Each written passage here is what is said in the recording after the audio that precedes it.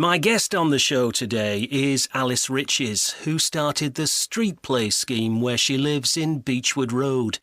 For those of you that don't already know, Street Play involves local residents closing off their street for a few hours so that children have a chance to play in the street safely. She started it in her own street, Beechwood Road, and the idea caught on.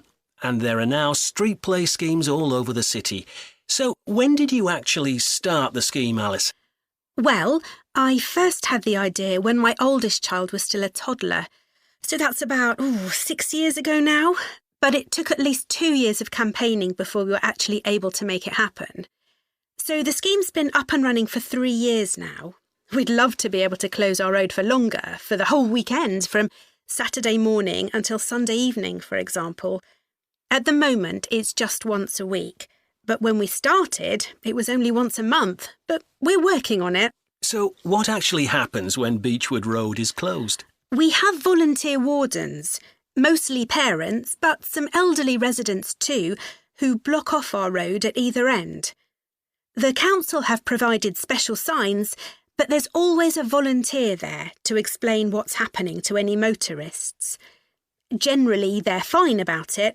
We've only had to get the police involved once or twice. Now, I should explain that the road isn't completely closed to cars, but only residents' cars are allowed.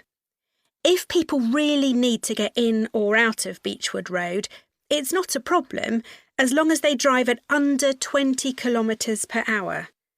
But most people just decide not to use their cars during this time, or they park in another street. The wardens are only there to stop through traffic. So can anyone apply to get involved in Street Play? Absolutely. We want to include all kids in the city, especially those who live on busy roads. It's here that demand is greatest.